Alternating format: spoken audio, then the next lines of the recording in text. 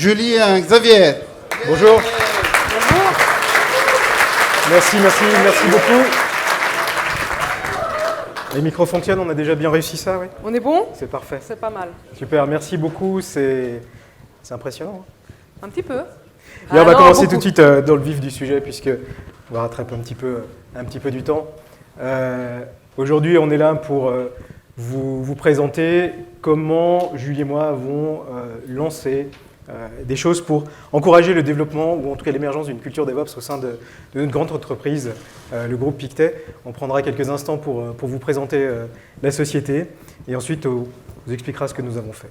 On parcourra les succès, les échecs, les ratés, ce qu'on a retenu et ce qu'on a appris de cette aventure qui a duré quand même plusieurs années. Et puis on vous fera une petite image sur ce qui se passe aujourd'hui et puis ce qu'on pense faire dans les prochaines semaines, les prochains mois. Certainement pas les prochaines années parce qu'il y a encore un petit peu de temps derrière. Voilà, mais on va commencer tout de suite. Et Pictet Group. Voilà, donc je suis super contente d'être avec vous aujourd'hui. Ça me fait super plaisir de vous voir et de voir aussi autant de femmes que ça dans la salle, parce qu'il y a 2 ans en arrière, il y en avait beaucoup moins. Donc je suis vraiment super contente de voir la gente féminine représentée dans cette salle. Pictet Group, qui on est, qu'est-ce qu'on fait? Donc Pictet Group, comme vous le voyez, donc, on a été créé en 1805, donc c'est une banque privée genevoise. On a 5000 personnes, un peu plus de 5000 personnes, on a passé la barre des 5000 personnes et on a un turnover qui est très faible, qui est à 5,5%. On a également 30 bureaux répartis dans le monde. Ça les appelle? C'est bon, merci. Donc comme vous le voyez sur cette map, donc on est représenté une partie du côté asiatique, une grande concentration de la partie européenne et jusqu'à la partie américaine. Donc Pictet, comme je vous dis, c'est un groupe financier. Donc on a 4 activités principales. Je vais continuer, désolé. Donc 4 activités principales. On a la partie Asset Management, la partie Wealth Management, la partie Alternative Advisor et la partie Asset Services. Pictet, ce n'est pas qu'une banque, c'est aussi une fondation. Donc Pictet œuvre aussi pour toute la partie sociale et environnementale, donc il contribue à passablement de projets. Et Pictet, ce n'est pas qu'une entreprise, c'est aussi une entreprise qui a des grandes valeurs, des valeurs humaines et vraiment un grand service client. Et moi, Xavier, s'il te plaît, si tu peux... Voilà, désolé. Hein. Donc moi, je suis Julie Jacinti, je suis responsable de la production. Excusez-moi. Ok. Responsable de la production chez Pictet depuis 2007. Donc depuis 2007, je peux vous dire que j'en ai vu des choses. Il y avait des choses et on a fait vraiment un tournant et c'est franchement une belle aventure. Et aujourd'hui, je suis accompagnée, je vous présente Xavier Nicolovici, membre d'une équipe de back-office. Désolé, c'était un coup de fil de la banque. Hein, je suis désolé. Depuis juin 2020, en charge de tout le reporting client de la banque. Non, mais attends, le coup de fil de tout à l'heure, c'était un de nos développeurs. Et il cherche à te joindre pour une histoire de mise en production. Aujourd'hui. Pendant les DevOps Days. Je sais, Xavier. Mais moi aussi, je sais que ces gens sont des inconscients. Non, mais sérieusement, un changement de production annoncé aujourd'hui à 8h pour un déploiement à 9h et sans le contrôle de la production. Non, mais il se prend pour qui celui-là? Mais tu sais, la technologie évolue de plus en plus vite. Et je suis tout à fait d'accord avec toi. Ce n'est pas une raison pour faire n'importe quoi. Je lui dis qu'il aille ouvrir un ticket dans notre outil de change management, qu'il le soumette au Change Committee Board et c'est ce comité d'ailleurs qui se réunit tous les 3e jeudis du mois qui statuera sur sa demande. Voilà. Bon, le prochain board étant complet, il ne pourra pas faire sa mise en production avant juillet. Hein, voilà. Tu ne penses pas que c'est un petit peu trop long? Ah oui, peut-être. Mais c'est pas moi le chef de projet, hein. Les règles sont claires, de s'organiser. Et si cela apportait de la valeur à nos clients, tu ne penses pas qu'il serait judicieux de faire entendre son règlement? Non, ce n'est pas la peine de me faire culpabiliser. Hein. Il fallait qu'ils s'organisent, c'est tout. Non mais c'est vrai, c'est toujours pareil à la fin. C'est systématiquement la production... au dernier moment qui est informé et qui doit encore rattraper le tout ça sur un simple coup de fil de dernière minute plein d'excuses. Tiens, d'ailleurs, je les avais jamais entendues, celles-là. Mais de quoi? Les excuses. Ah non, alors tiens-toi bien, cette fois-ci, il m'a dit pas de problème, tout est automatique, aucune intervention manuelle, la validation est implicite, le rollback assuré, aucune interruption de service. Il m'a parlé de GitOps, de Continuous Deployment, que l'avenir serait automatisé ou ne serait pas. Ah non, mais n'importe quoi. Ah puis alors, il n'a pas arrêté de répéter que tout avait été validé, qu'il avait eu quelqu'un de la production qui lui avait dit « Ok, pas de problème ». J'aimerais bien savoir qui c'est qui lui a donné un « Ok » à celui-là, tiens. C'est moi. C'est toi quoi? Ben, c'est moi qui ai dit OK. Non mais qui ça, toi? Ben, moi, je lui ai dit OK ce matin. Mais OK pour faire quoi? OK pour faire sa mise en production ce matin. Je pense qu'il a essayé de me contacter pour me dire que tout s'était bien passé. Enfin bref, je le rappellerai après notre conférence. On peut continuer, Xavier? C'est toi? Oui. La responsable de la production informatique, c'est toi qui lui as dit OK pour un changement aujourd'hui, là, le jour des DevOps Days? Eh oui. Non mais ça va pas, Julie. C'est marqué là, responsable de la production informatique, mais tu peux pas faire ça. Xavier, calme-toi, j'ai tout expliqué. Tu vas m'expliquer quoi? Et que tu viens de balayer là tous nos principes de séparation des rôles? Et que c'est encore la production qui va devoir ramer avec des incidents là, suite à ce changement de production de dernière minute, sauvage? On ne sait même pas ce qu'il va mettre en production. Mais bien sûr qu'on sait ce qu'il va mettre en production. Tout le projet est disponible dans Jira, le backlog, les stories, les fonctionnalités. Et quant au code, il est disponible dans notre repository Git. Jira et Git? Mais oui, tu sais, nos outils de gestion de projet et de code source. Ah ouais. Ah ouais, puis c'est nos ops qui iront lire le code et puis qui vérifieront s'il n'y a pas de bug dedans, hein, c'est ça? Mais non, pas du tout, ce n'est pas leur rôle et ils n'ont aucun intérêt à faire ça. Ça, c'est plutôt le rôle des outils automatiques et des outils du build et des tests automatiques. Le code est compilé, validé, testé d'abord unitairement en pré-production, après plus globalement en pré-production. Tout ça défini dans Jira, plus de tests, donc moins de bugs. Ok. Et la mise en production, hein? C'est les robots qui vont nous rédiger les procédures de déploiement, c'est ça? Mais non. Eh ben voilà. Mais non, ce n'est pas les robots qui vont faire notre documentation. Ça, c'est plutôt le déploiement et le risk management que les robots vont faire, ou plutôt des outils comme Ansible, Docker, Bamboo, encore Kubernetes. Ok. Attends, mais les accès aux serveurs, aux applications, les procédures disaster recovery, les centres de monitoring. As-code. As quoi? As-code, toute la configuration sera inclue dans le déploiement sous forme de code source. Quant aux sondes de monitoring, aux processus, aux actions à faire, elles vont être décrites dans du code, Puppet par exemple, et contrôlées par nos ops avec des outils comme Grafana ou Rundeck. Ok. Ouais, mais quand il y aura un dysfonctionnement, non mais on fera quoi? Et puis tu me dis pas qu'on va aller modifier en production le code dans Git, non? Non, quoique peut-être. Enfin bref, c'est là où le concept prend tout son sens. Le développement et la production travaillent ensemble sur un produit, un service. Le backlog s'alimente tout au long avec les besoins des clients via ce cycle. L'information remonte plus vite, on continue, en transparence, tout le monde y gagne. Et donc, on se met à travailler en mode DevOps. Jira, Git, Bamboo, Docker, Oui, DevOps. oui. La production qui travaille en équipe avec le développement. Disons que la production et le développement, ça fait quand même des années qu'on fait bien attention à monter des grands murs entre nous, hein, et pour se protéger des devs, justement. Bon, on en est très fiers de ces murs, d'ailleurs. Mais tu as tout à fait raison, Xavier. Ces murs, il faut les casser. Il faut que ces deux mondes se réunissent et s'enrichissent mutuellement de leurs compétences. Non, mais tu te rends compte du changement de culture que ça oui. représente? La masse de compétences à acquérir, les conséquences sur l'organisation, c'est colossal. Intéressant, hein? Presque excitant, mais c'est colossal comme démarche. Ok, disons que j'aime bien l'idée. Mais on va faire comment pour changer tout ça? Ah, merci, Xavier. La première bonne question de la journée et on progresse.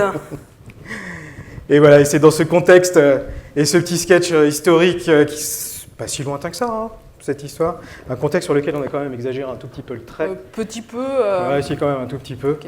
On vous propose de revenir aujourd'hui, 12 mai 2022, DevOps Days Geneva, et vous expliquer ce que Julie et moi, il y a quelques temps, on s'est retrouvés, on s'est posé la question de savoir ce que l'on pouvait faire à notre niveau pour inculquer et faire monter une approche DevOps. Bien évidemment, ce que l'on vient de vous jouer tout à l'heure, c'était quelque chose que vous avez certainement connu ou que vous connaissez peut-être encore.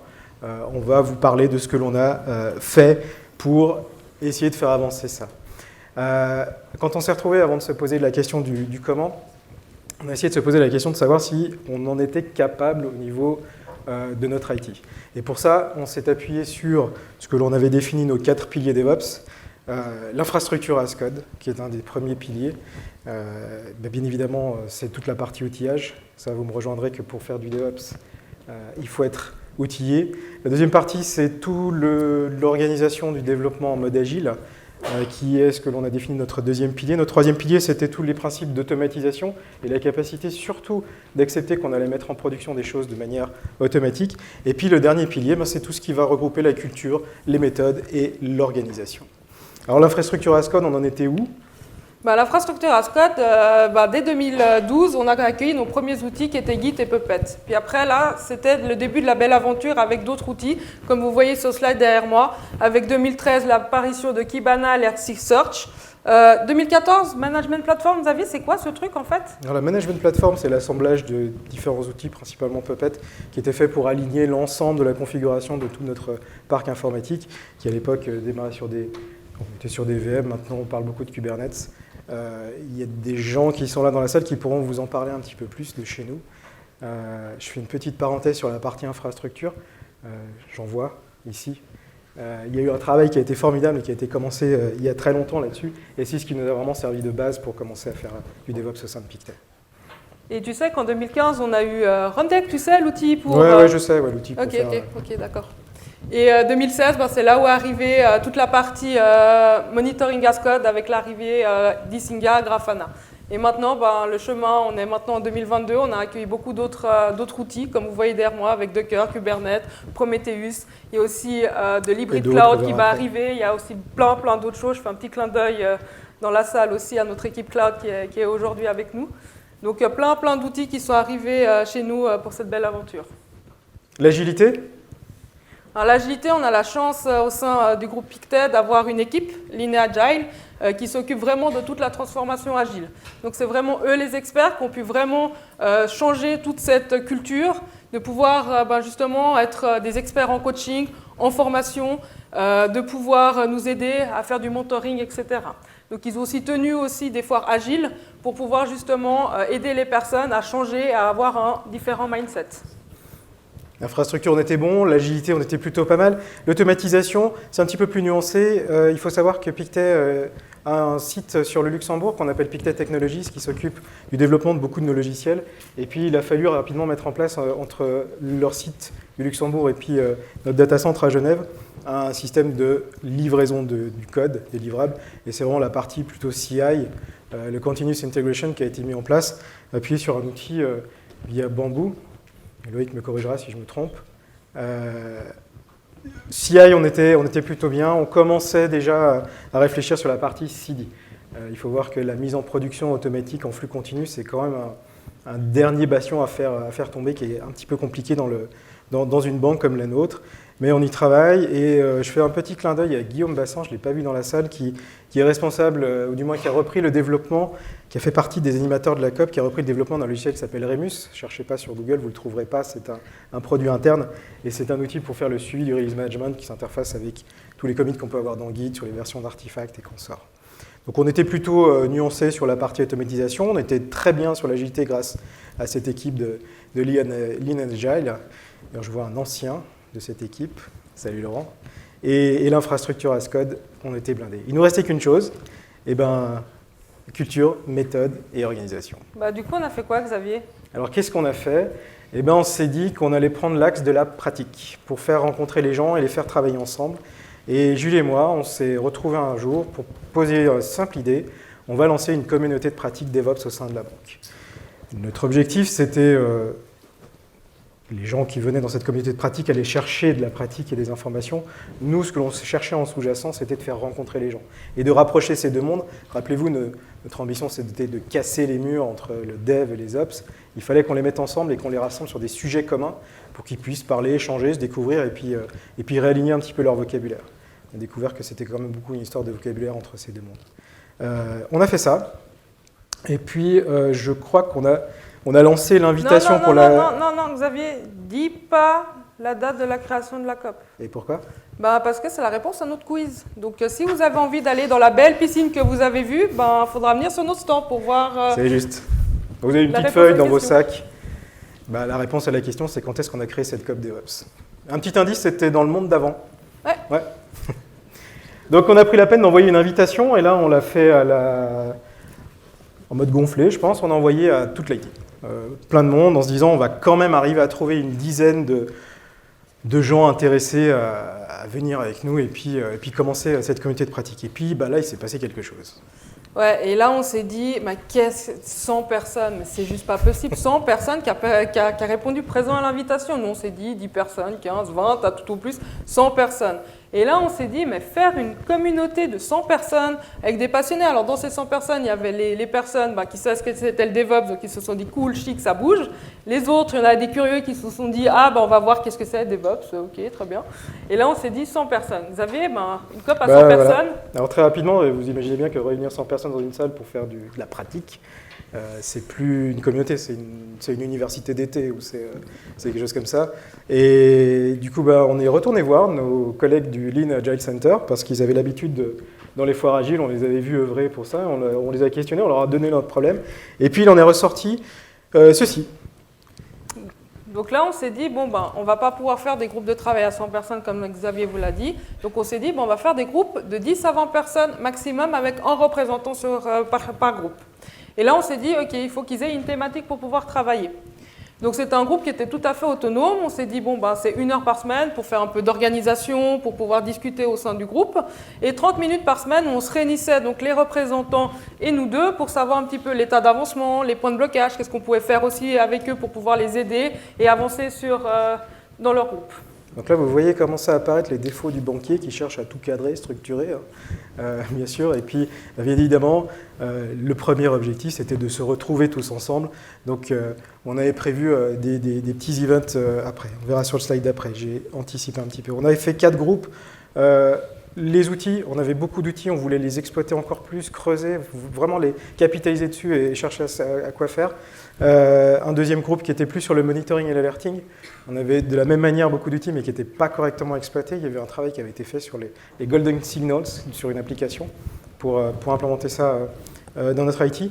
La branche continuous deployment et intégration, bien sûr, puisque là on était encore en train de chercher des solutions.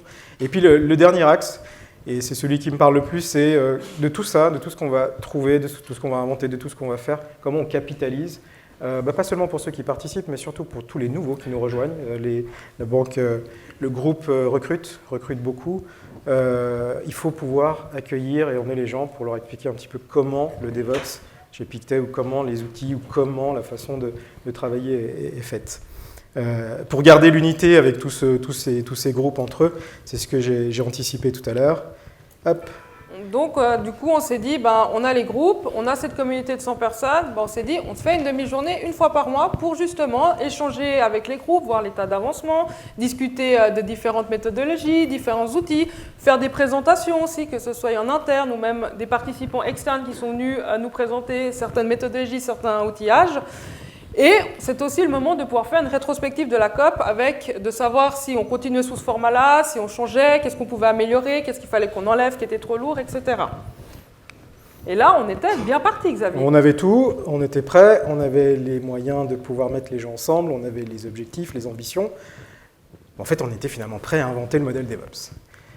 Et puis, ça ne s'est pas tout à fait passé comme prévu. Non, on a eu un petit invité surprise. Et l'invité surprise, je pense que tout le monde s'en souvient. Et puis ça, ce qui est bien, c'est qu'il n'y a pas besoin de lui donner un nom, parce qu'il va vous parler tout de suite. Alors là, vous comprendrez que communauté et confinement, il y a un truc qui ne marche pas. Et ça nous a posé un gros problème. On s'est retrouvés bloqués, tous, alors pas tous complètement, mais beaucoup à la maison. Plus de sortie, évidemment, quand on a commencé à poser les questions au début, mais on ne pourrait pas, un petit groupe de 5 ou 6, c'était niet, fermé, terminé. On a bien cru que c'était un petit peu la fin de cet élan. C'est dommage parce qu'on avait vraiment réussi à donner un chouette élan à cet esprit DevOps dans la banque. Et puis, on n'a pas baissé les bras. Et on est resté mobilisé. On a voulu garder nos objectifs. Et puis, on a transformé ce Covid en opportunité. Et bien évidemment, quand vous ne pouvez pas réunir les gens et que vous voulez faire de la pratique, vous êtes obligé de réinventer complètement quelque chose. Et qu'est-ce qu'on a fait ? On a inventé la communauté at home. la COP at Home. Non mais attends, Xavier, la COP at Home, ça existe pour livrer les courses. Hein. Non, ouais, mais ça, c'est pas la même chose. Okay, Il n'y a qu'un seul O. Ah, ok. On a pris acte du fait que tout le monde était à la maison, confiné, en télétravail, et on ne voulait pas perdre cette énergie. Donc on s'est mis un défi, on s'est retrouvés, alors Julie, moi, et puis les responsables des 4 groupes, ceux qui deviendront, on le verra plus tard, les animateurs de la COP. Et puis on s'est dit, on va faire une visio, 45 minutes, toutes les semaines, le mercredi. On est parti sans savoir trop ce qu'on allait faire, on voulait faire des petites conférences, des petits sujets, on partait vraiment dans l'inconnu. Mais ce qu'on voulait, c'était garder ce format toutes les semaines. Rappelez-vous, travail à domicile, confinement, on est chez soi, on perd le contact avec les collègues. La dimension humaine, qui pour moi je pense est importante dans une organisation, qu'elle soit DevOps ou pas, était en train de s'effilocher. On voulait garder ce lien. On a pris aussi la peine d'enregistrer toutes ces sessions, de la même manière, pour embarquer les nouveaux qui pouvaient nous rejoindre. Et puis, on a fait une petite chose, on a essayé d'expérimenter les Lean Coffee online. On verra pourquoi, c'est que quand on est en visio, c'est toujours très difficile de prendre la parole. Et puis voilà, notre premier rendez-vous a été fixé le 14 octobre 2020. Premier talk, c'était le mercredi au départ, 13h15, on démarrait, on se lançait d'aventure. Honnêtement, je pensais qu'on n'allait pas tenir 3 semaines, parce que c'était relativement rythmé. Et là, un succès, mais juste impressionnant. Alors, je pense que c'est aussi le fait que tout le monde était un petit peu isolé. C'était des rendez-vous du coup rituels. On pouvait discuter, exactement. On avait des endroits pour pouvoir échanger aussi avec les Lean Coffee. Et là, du coup, on a fêté la semaine passée notre 50e conférence avec Snowflake. 50 sessions toutes les semaines. On évitait les vacances d'été, on se gardait les vacances de fin d'année. Mais quand même 50 sessions qui ont été faites régulièrement. C'est un bon résultat. On avait à peu près une 60aine d'auditeurs et maintenant on monte plutôt à 75-80 auditeurs par session. On a eu plus de 30 intervenants internes, mais on a aussi des personnes externes. On a eu 20 coffee lovers pour justement pouvoir un petit peu échanger dans des groupes un peu plus petits avec 5 à 10 personnes maximum par groupe.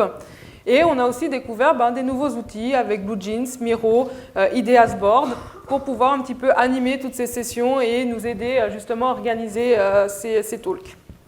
Et je prends un petit moment pour parler des intervenants internes, beaucoup, qui sont des employés de la banque, qui travaillaient sur des projets, des idées, des concepts, qui avaient envie de partager quelque chose. Et puis les intervenants externes, on a accueilli, j'en vois certains, on a accueilli des sociétés de l'extérieur qui sont venues nous faire un retour d'expérience, nous parler de leurs solutions, de leur façon d'entrevoir des problèmes, toujours dans une étiquette DevOps. Et puis je prends ce moment aujourd'hui pour vous remercier sincèrement tous. C'était primordial pour que cette COP Atome fonctionne, tourne et qu'elle gagne, quel est son intérêt. Donc un grand merci. De tout ça, qu'est-ce qu'on en retire aujourd'hui? Parce que finalement, on vous a raconté ce qu'on a fait. Ce qui est intéressant, c'est de savoir ce que l'on a gagné, ce que l'on a raté, et puis surtout ce que vous pouvez garder, tout ça dans ce que l'on a appris de cette expérience. Donc, nos succès, voilà, donc ça a vraiment été des rencontres, des échanges. Ça a aussi été un formidable icebreaker parce qu'il y a des personnes, on est quand même beaucoup à l'informatique, et puis souvent on se croise vite faire la machine à café dans les couloirs.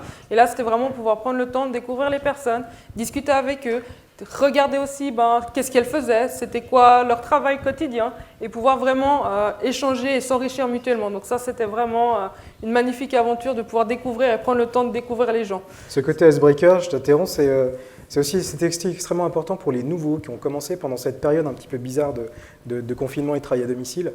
Il y a des gens qui ont commencé et qui ont travaillé pendant 3-4 mois sans jamais voir leurs collègues. On y repense maintenant, ça semble complètement fou. Mais dans cette période-là, cet événement que l'on tenait toutes les semaines permettait aux nouveaux de se faire connaître, de rencontrer et de voir des gens. Et c'était aussi la lumière sur certains projets, parce qu'il y a des projets qui voient le jour, qu'on n'est même pas au courant, qu'on ne sait même pas qu'est-ce que c'est, comment ça se passe. Et là, c'était vraiment le moment de pouvoir mettre en avant certains projets, aussi certaines personnes qui peut-être des fois sont un peu plus timides et puis se disent voilà, c'est peut-être le moment aussi de montrer ce que j'ai fait, comment je suis arrivée. C'était aussi des éclairs sur des problématiques. Donc on se rend compte que des fois on a des problèmes et qu'on n'est pas seul. Et il y a déjà des personnes qui ont déjà expérimenté certaines choses. Et là on s'est dit, ah bah voilà, pourquoi pas essayer, pourquoi pas se mettre tous ensemble pour trouver la solution à nos problèmes. Et puis c'est surtout de l'humain, du relationnel. On a vécu avec Xavier une super aventure et c'est vrai que c'était vraiment magnifique. On a rencontré beaucoup de gens, les animateurs, il y a eu beaucoup de rencontres, il y a eu beaucoup de découvertes, c'était vraiment très passionnant. Mais ça, c'était les succès. C'est toujours très facile. Il y a les ratés aussi. Alors, nos succès et nos ratés, juste pour la petite histoire, on a fait un Lean Coffee pendant une de ces sessions pour faire une rétro sur tout ce qu'on avait fait. Et on a fait ce Lean Coffee avec tout le monde. Ce qu'on a raté, c'est pas suffisamment de pratique. Alors, évidemment, ça semble bizarre pour une communauté de pratique de ne pas faire de pratique. Et puis, au début, on s'est défaussé en disant « Ouais, mais c'est à cause du Covid. On était tous isolés. » Alors, je reprends le Covid. Le Covid, il a duré, du moins le confinement a duré de mars à juin. Mais après, ce qu'on n'avait pas anticipé, c'est que ça durerait plus avec le work at home. Mais tu penses vraiment que c'est à cause du Covid? Ouais, non, en fait, c'était pas vraiment à cause du Covid. Ça, c'est une grosse excuse. Le temps. Clairement, quand on lance un sujet comme ça, transformation, amener des gens à monter en compétences, à travailler ensemble, à casser certains biais, qu'un dev a du mal à parler avec un ops et vice-versa, forcément, il faut du temps. Il faut du temps, il faut de l'accompagnement, c'est compliqué et c'est souvent difficile à justifier. On le verra un petit peu plus tard, on a évoqué la notion de ROI, je reviendrai là-dessus. Mais c'est vrai que c'est compliqué et difficile à justifier. Et puis ensuite, les espaces dédiés. Quand vous voulez faire de la pratique, une dizaine de personnes, c'est quand même beaucoup plus pratique d'être dans une salle équipée, flipchart, ordinateur PC, enfin poste de travail, pour pouvoir pratiquer purement et simplement. Alors ces espaces-là, de nouveau, encore dans cette période où l'incertitude était première, on ne savait pas comment les gens allaient revenir, c'était très très compliqué à trouver. Enfin, on n'a pas peut-être mis suffisamment d'énergie pour le faire. Les deux autres points de raté, c'est le format des talks. On s'est rendu compte après coup que c'était plutôt passif. Et c'est ce qu'on a essayé de débloquer en faisant des Lean Coffee online. C'est plutôt passif parce que c'est très difficile de briser la glace justement ou de prendre la parole en visio. On ne sait pas qui est connecté. Alors quand on a commencé, on était une dizaine, c'est facile. On voit les connectés et puis on fait la liste et on se connaît tous. Mais quand à la fin on est 50, 55 sur la visio en train d'écouter et qu'on lance un appel, est-ce que quelqu'un a une question ou un commentaire, beaucoup de gens sont un petit peu bloqués pour prendre la parole. On ne sait pas qui est en ligne, on ne sait pas ce que l'on va penser de notre remarque et qu'on sort. Et puis la mise à profit des outils collaboratifs, on n'a pas été très bon. On aurait pu faire mieux avec certains outils. On peut penser à Miro, on peut penser à Ideasboard. C'est un petit peu la chose que l'on regrette. Mais voilà. Et qu'est-ce qu'on a appris du coup alors? Parce que on a fait nos succès, on a fait nos ratés. Pour moi en tout cas, c'est vraiment la résilience. Des fois, c'était hyper dur. Franchement, on ne va pas se le cacher. De dire, des fois, on faisait 10 pas en avant et 150 en arrière. Tu te rappelles? On arrivait plein de volonté, plein de motivation. Et on se dit, allez, c'est bon, aujourd'hui, on y va. On a des talks, on a des personnes, nickel. Et des fois, ça nous a fait vraiment mal. Et là, il ne faut pas lâcher. C'est vrai que c'est dur, mais il faut vouloir. Et c'est vrai que c'est compliqué, mais ça en vaut vraiment la peine. Donc, n'hésitez pas, c'est un long chemin. Ce n'est pas quelque chose, vous levez le matin, vous dites, allez, on travaille tous en mode DevOps, c'est génial, etc. Non, ça va prendre du temps, il va y avoir des obstacles, et il faudra vraiment être vraiment résilient et puis dire, ok, on y va parce que ça en vaut vraiment la peine. Le jour où vous vous retrouvez devant votre direction, et puis que vous lui dites, on va transformer, on va bosser en mode DevOps, on va changer la culture, on va se réorganiser, ça va être génial. Ok? Ça coûte combien? Je sais pas. Ah d'accord, ouais. Et je fais comment pour calculer un ROI? Oui. On va revenir. On n'était pas sûr de revenir, hein, d'ailleurs, ce jour-là. Mais voilà, ça fait partie du jeu. Et il faut tenir. Et il faut prendre et puis voilà, encaisser. Et rappelle-toi des talks où 5 minutes avant... oui, non, ça je ne veux pas m'en rappeler. Okay. C'est comme si on vous avait planté aujourd'hui. À 9h, désolé, Mathéo, on ne vient pas. Le deuxième point de ce qu'on a appris, c'est que c'est un investissement personnel. Alors personnel, bien évidemment, vous allez penser aux animateurs de cette COP qui passaient beaucoup de temps sur leur temps libre.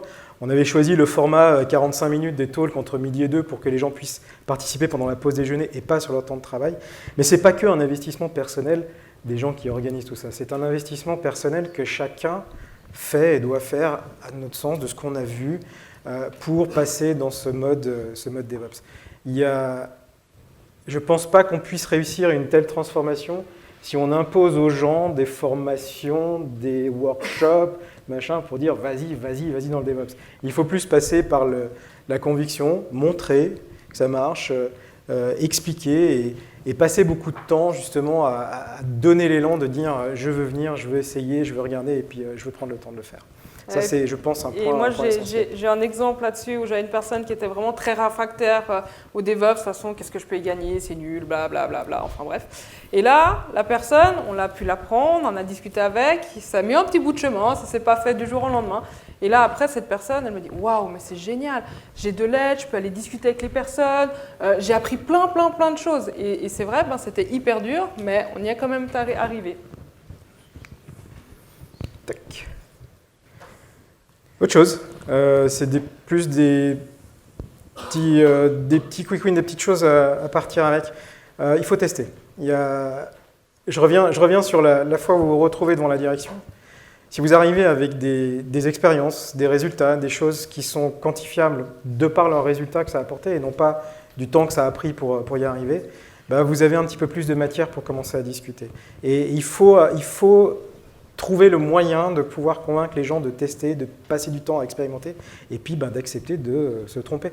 On dit souvent que le meilleur des codes est celui que l'on n'écrit pas, mais celui qu'on écrit faux, il est extrêmement valorisant parce qu'il va permettre de nous donner un moyen de pouvoir s'améliorer. Alors je parle du code, mais ça peut être de l'infrastructure, ça peut être n'importe quoi. Et il est vrai que dans cette communauté-là, ou quand vous faites une transformation DevOps, il faut faire attention à ne pas stigmatiser l'erreur. Il va y en avoir, hein, on change complètement la manière de procéder.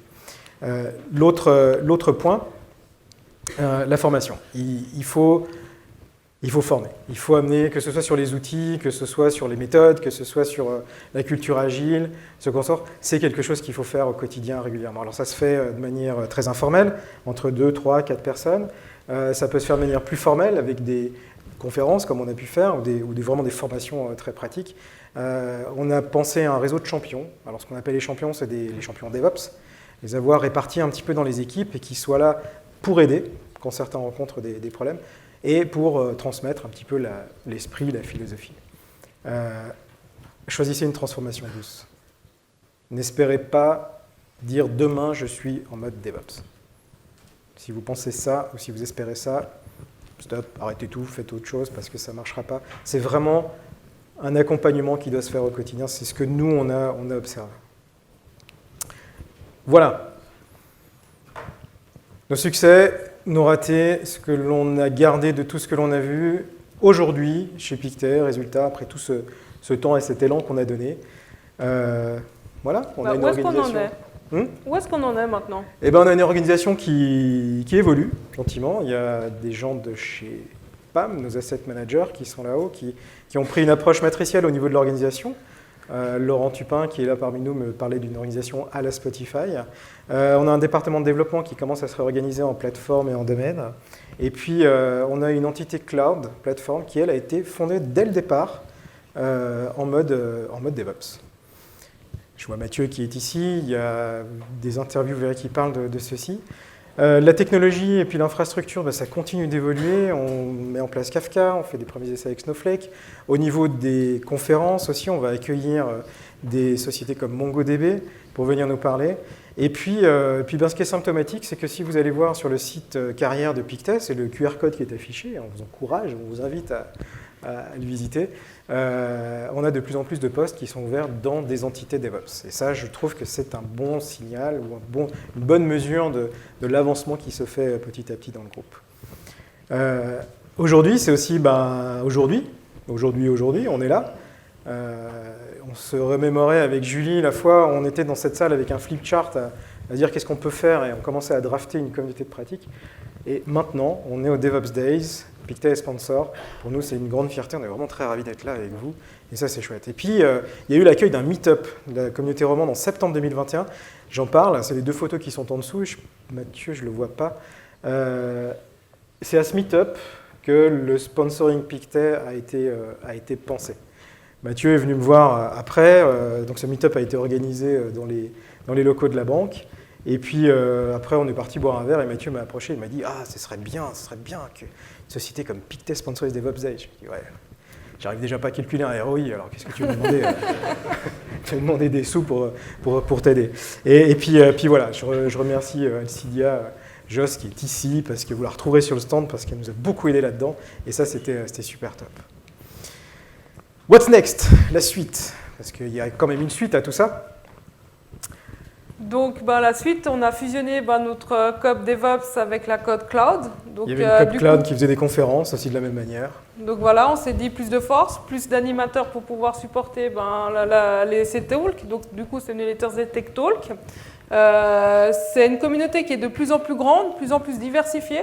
Donc on n'a pas forcément que des personnes IT qui viennent à ces conférences-là. Donc c'est vraiment aussi tourné aussi vers les métiers de la banque. On va mettre aussi en place une... Alors juste sur les Thursday Tech Talks, si certains d'entre vous, à titre privé ou une société, n'importe, souhaiterait venir intervenir dans ces événements que l'on tient une fois par semaine au sein des locaux, ça se passe pour l'instant encore en visio. On ambitionne de passer en présentiel, même si je déteste ce terme. Contactez-nous, Julie ou moi, vous nous trouverez sur LinkedIn ou venez nous voir au stand, ce serait avec grand plaisir qu'on vous accueille sur un sujet. Voilà, c'était pour la petite page pub. Merci Xavier. Et comme on vous l'a dit, nos ratés, c'était justement tout ce qui était les workshops, de pouvoir travailler ensemble. Donc là, dès la rentrée, on souhaite avec Xavier pouvoir vraiment passer la deuxième et pour pouvoir vraiment offrir cet espace de workshop, de pouvoir travailler ensemble, de pouvoir expérimenter aussi certaines choses. Donc ça, c'est quelque chose qui nous tient vraiment à cœur, de pouvoir faire cet espace, créer cet espace ensemble pour pouvoir expérimenter et travailler. Marc Guilaine, que je vois là-haut, a une très belle phrase. Il dit qu'il faudrait qu'on fasse un marketplace du workshop. Et c'est exactement ce qu'on souhaite faire, c'est que tout le monde au sein de la banque puisse aller choisir des moments dans sa semaine sur des workshops avec des thématiques bien précises, s'inscrire toujours en petits groupes. Voilà. Et puis le dernier point, c'est les squads. Voilà, et ce qui me tient vraiment à cœur, c'est de créer des squads éphémères. Donc c'est des équipes multidisciplinaires. Donc prendre un petit peu des compétences qu'on a besoin sur un sujet donné, de pouvoir dire, voilà, on a besoin d'un dev, on a besoin d'un ops, on a besoin peut-être d'un architecte, et de pouvoir créer justement un groupe éphémère qui va travailler sur un sujet bien précis, et pour pouvoir améliorer nos processus, automatiser, etc. Donc ça, c'est vraiment quelque chose aussi que je souhaite pouvoir le faire le plus rapidement possible. Et bien entendu, tout ceci n'aurait pas été possible avec le soutien du management. Quand on commence un élan, alors oui, il y en a qui rigolent, mais quand même, après la claque du ROI, on a quand même pu discuter. Quand vous lancez une initiative comme ça, bottom-up, vous devez avoir quand même un commitment du management. Et je vois Martin Kunz qui est là-haut. Salut Martin, qui viendra vous parler de la banque tout à l'heure. On a différentes personnes dans la direction qui nous ont soutenus, vraiment, pour le faire, ça c'est important. Il y a toutes les personnes qui ont participé, les auditeurs, les intervenants. Il y a la banque en elle-même qui permet ce genre de choses. Il y a le Covid. Et l'invité surprise. Eh oui. Eh oui. Je pense que sans le Covid, on n'aurait pas fait ce format de COP at Home qui a beaucoup de succès. Je ne vais pas parler dans le passé parce que ça continue. Et puis surtout, cette communauté de pratique ou ces talks, ils tiennent parce que derrière, il n'y a pas Julie et Xavier qui font le boulot, mais il y a toute une équipe d'animateurs. Et ces animateurs, ils sont là. Et j'en vois beaucoup qui sont dans la salle. Et avant de clôturer ce talk et de répondre à vos questions, je vais leur demander de nous rejoindre ici. Avec Geoffroy, Dante, je sais qu'il déteste ça. Mathieu, qui est-ce que je vois encore? Marc, Simon. Et je tiens vraiment à les remercier, Julie et moi, on tient vraiment à les remercier pour tout ce qu'ils font au quotidien. C'est vraiment eux qui animent, c'est vraiment eux qui font le boulot. Et puis voilà, je vous propose de clôturer ce talk, de vous remercier, de les remercier eux sincèrement. Et je suis sûr qu'ils vous se feront un plaisir de répondre à vos questions. Merci beaucoup. Merci beaucoup.